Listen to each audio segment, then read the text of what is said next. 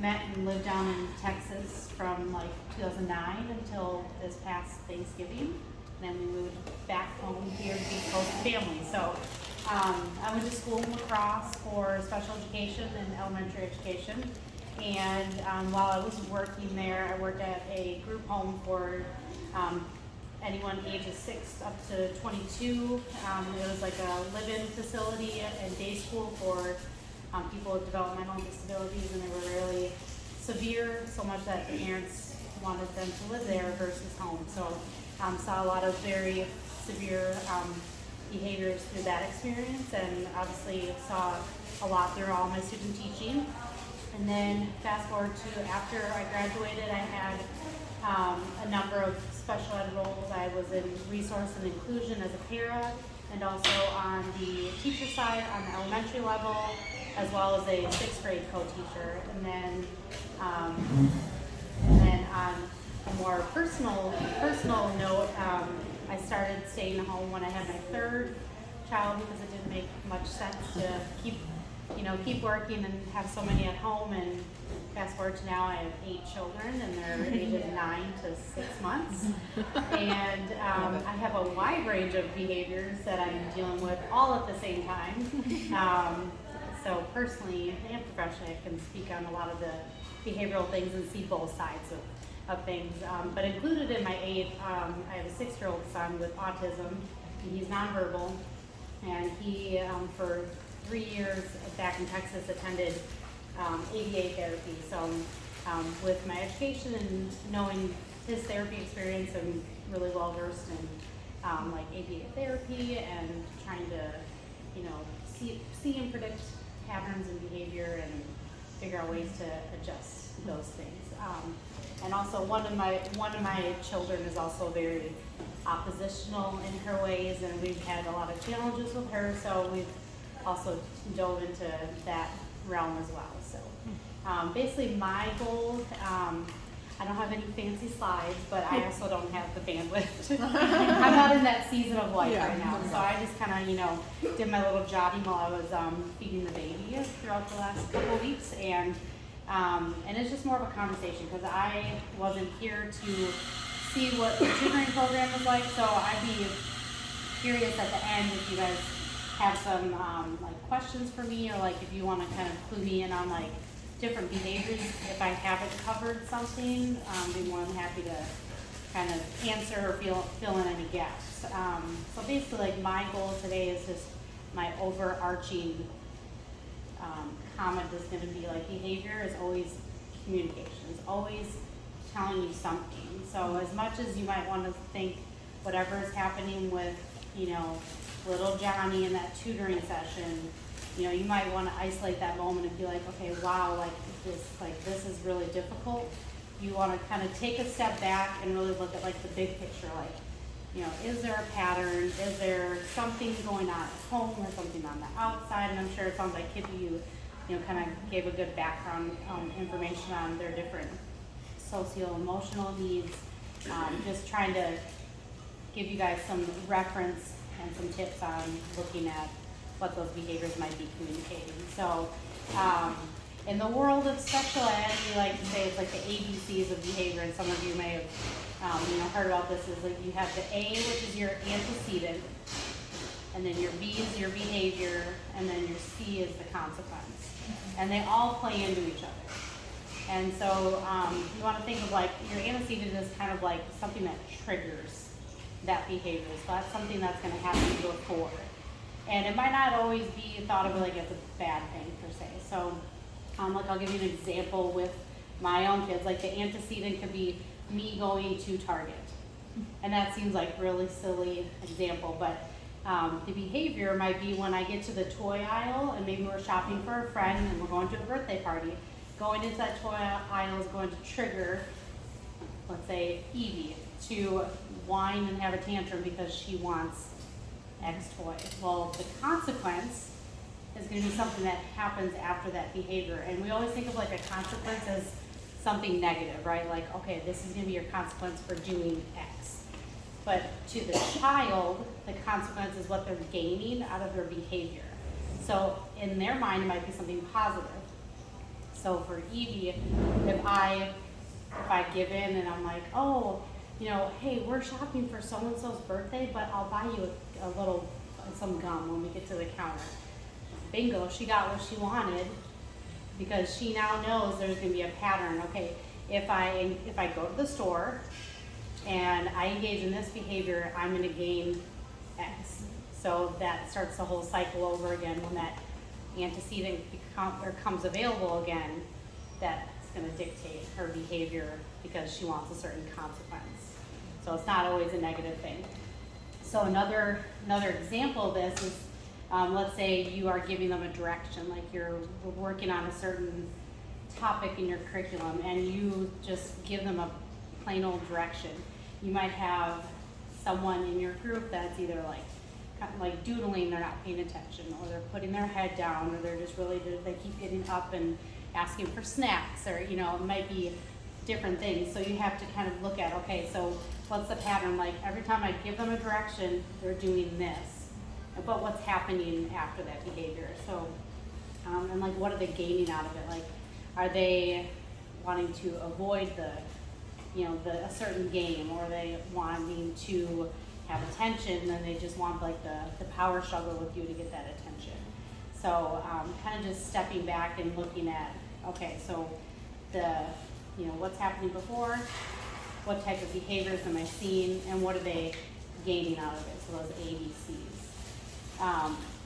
And I also have some. Did Kellen have a question? Yeah, you have a question?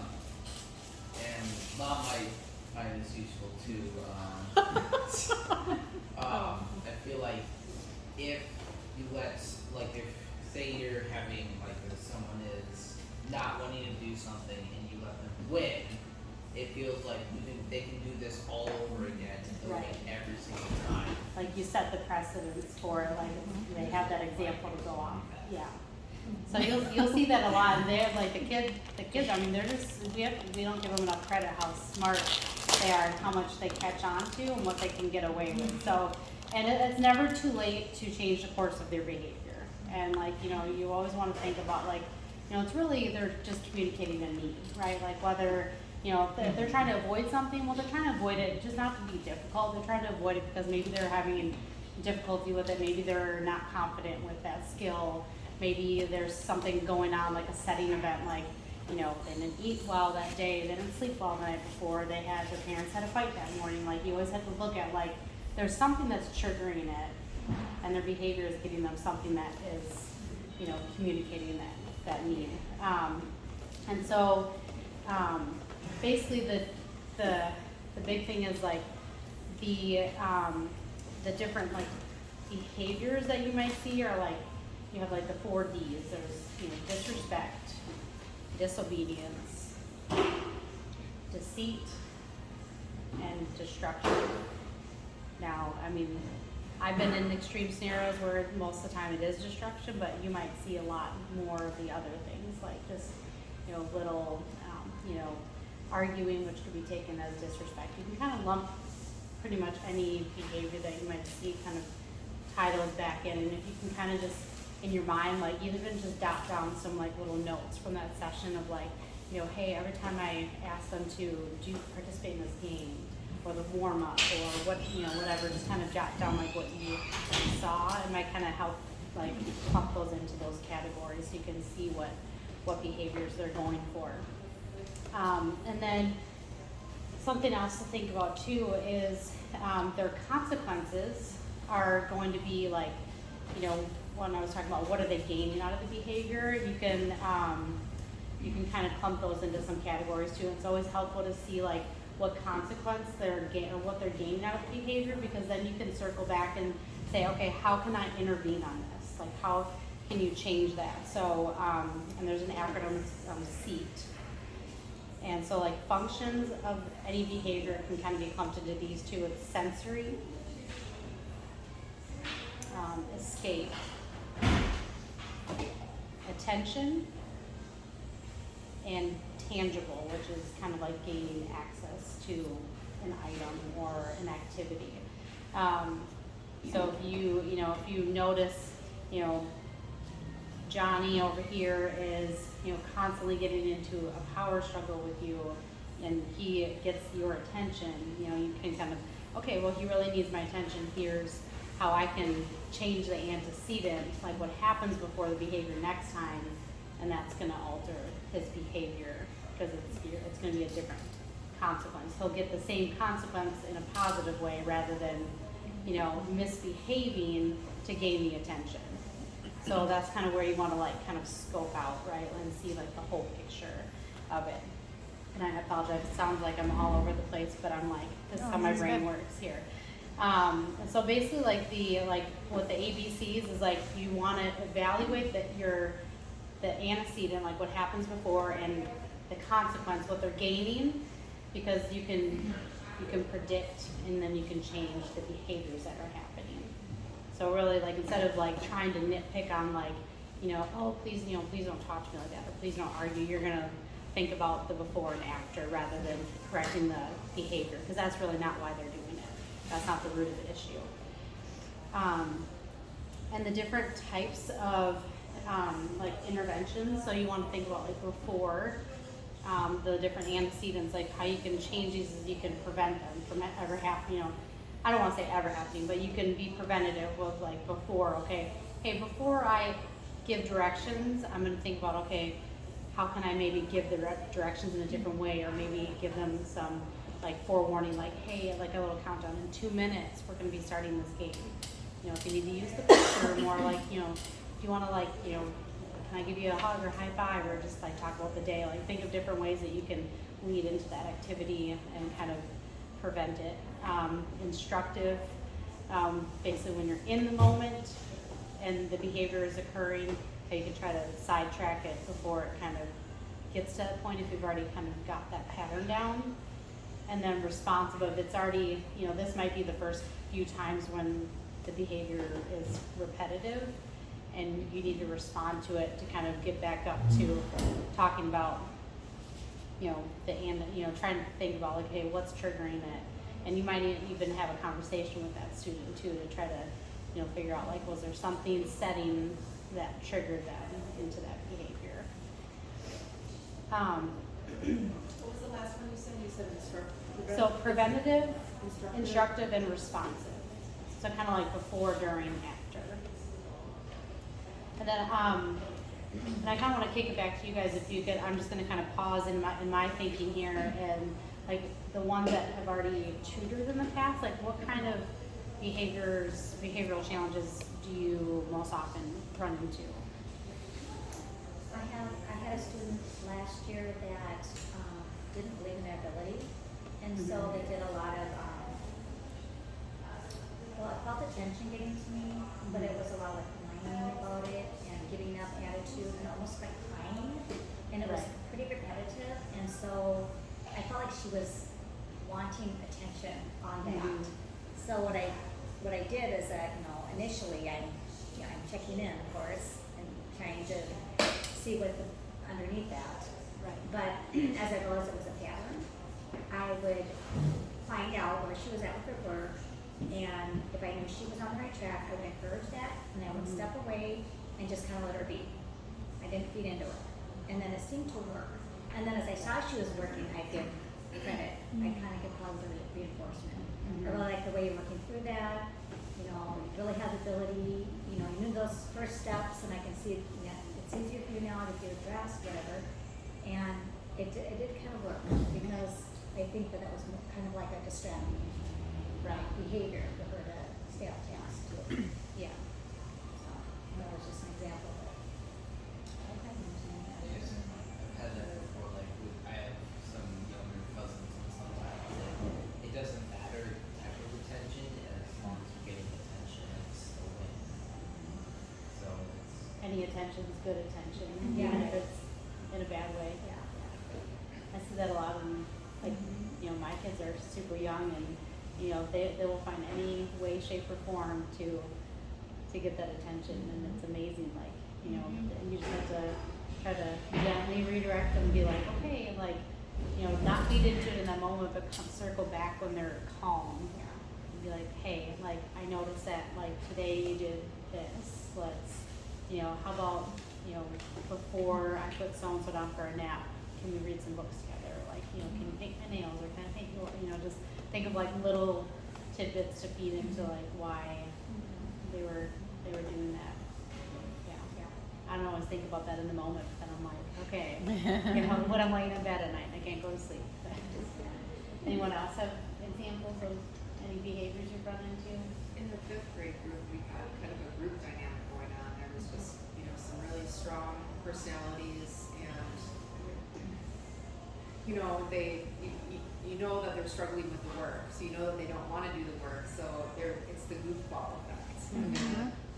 Right. You know, I'm gonna goof off and then cause some disruption to everybody else. Mm. Do you feel like it's them like avoiding the task altogether, kind of, or just prolonging It was, getting to the work? and then it's the response that they're getting. You know, they're getting two different responses. They're getting attention from me or the other volunteers that are there because we're redirecting them, but then they're also Right. getting the response from their peers because the peers are laughing and encouraging.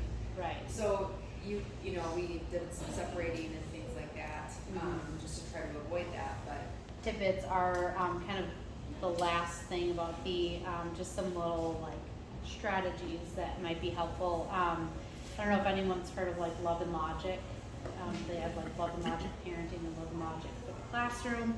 But basically, those who haven't heard of it, there's kind of like 3 takeaways with it. It's just establishing limits, the limits that are enforceable. So, you know, not making like empty threats that you can't follow, you know, or something that you can't follow through on, and just having those like those boundaries and limits are really important. It's like you want to make the connection with them and have that mutual respect and trust, and you want them to enjoy your presence, and they want to feel that you enjoy theirs, but also like just setting like your limits that you can enforce within that time. Offering choices is a huge one.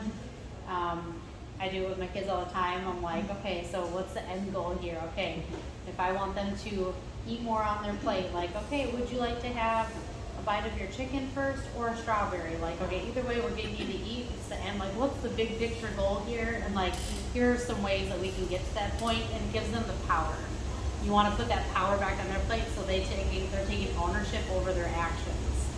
Because then when something doesn't go as planned, you can spin it back on them and say, okay, this is what we're trying to do, and you made that choice.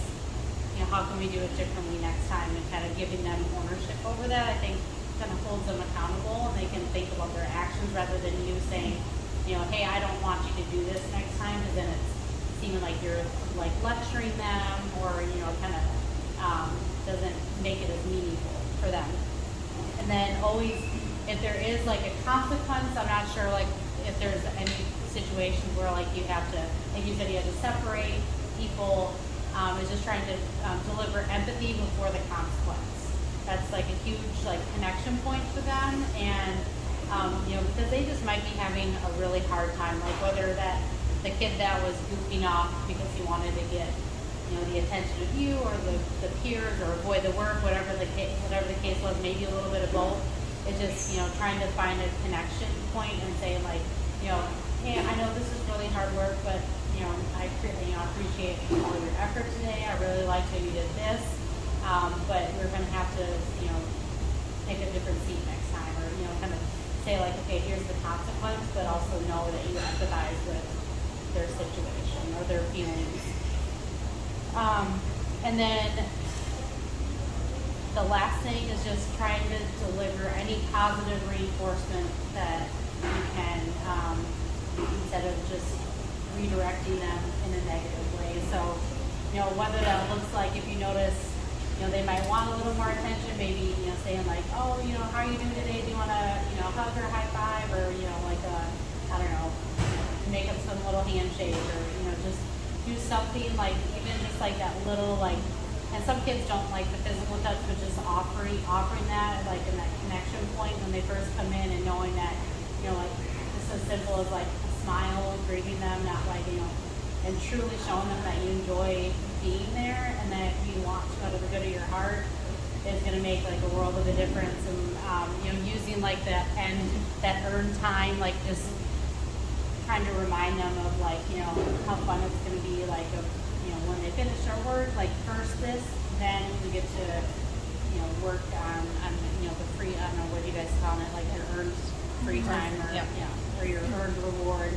And then everything that you can do to praise them, whether that looks like just little compliments here and there, just a little verbal praise goes a long way, because you might be the only person that is telling them they're doing a great job, or like or that you're proud of them, and just giving them those little boosts of confidence are gonna go a long way to kind of set away some of those triggers that have been going on. So yeah,